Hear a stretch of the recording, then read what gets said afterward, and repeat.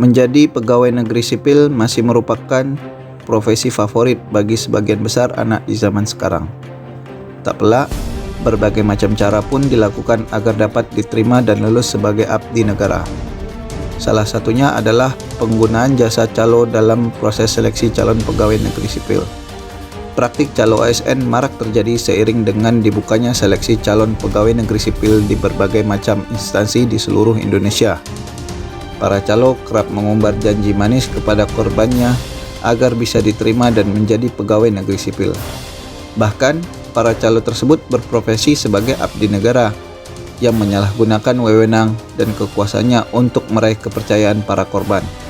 Hal ini tentu banyak menuai kecaman dari berbagai pihak dan membuat Menteri Pemberdayaan Aparatur Sipil Negara angkat bicara mengenai hal tersebut.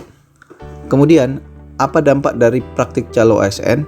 Yang pertama, dampak bagi pelaku calo. Tentu saja si pelaku melanggar kode etik sebagai ASN, di mana oknum ASN yang terlibat praktik calo tersebut tidak menjaga martabat dan kehormatan sebagai seorang ASN. Yang kedua, melanggar kode perilaku sebagai ASN, di mana anggota atau oknum ASN tersebut menggunakan status dan kekuasaannya sebagai ASN untuk mendapatkan atau mencari keuntungan bagi diri sendiri. Yang kedua, dampak bagi si korban adalah yang pertama, kerugian material yang sangat besar. Yang kedua, menjadikan peserta mempunyai mental malas belajar dan hanya mengandalkan orang lain.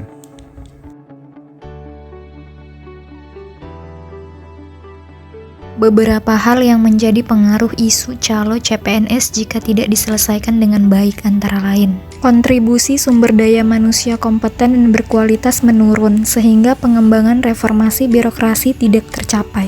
2. Tidak efektifnya peraturan dan perundang-undangan yang berlaku.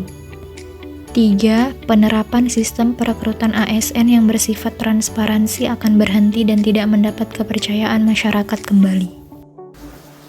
Beberapa solusi untuk mengatasi calo penerimaan CPNS yaitu: 1. Setransparan dan seketat mungkin dalam proses penerimaan CPNS, dari mulai pendaftaran, proses tes ujian, hingga pengumuman penerimaan.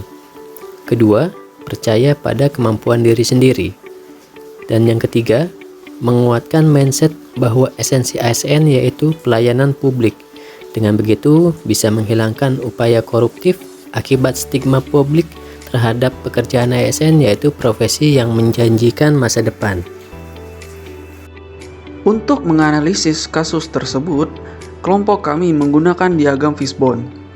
Diagram fishbone atau Ishikawa adalah suatu pendekatan terstruktur yang memungkinkan dilakukan suatu analisis lebih terperinci dalam menemukan penyebab-penyebab suatu masalah ketidaksesuaian dan kesenjangan yang ada. Kesimpulan: dari studi kasus tersebut, bisa kita simpulkan bahwa maraknya praktik pencaloan masuk ASN dapat dicegah apabila pemerintah memperketat proses seleksi dan transparansi hasil yang langsung dapat dilihat oleh masyarakat.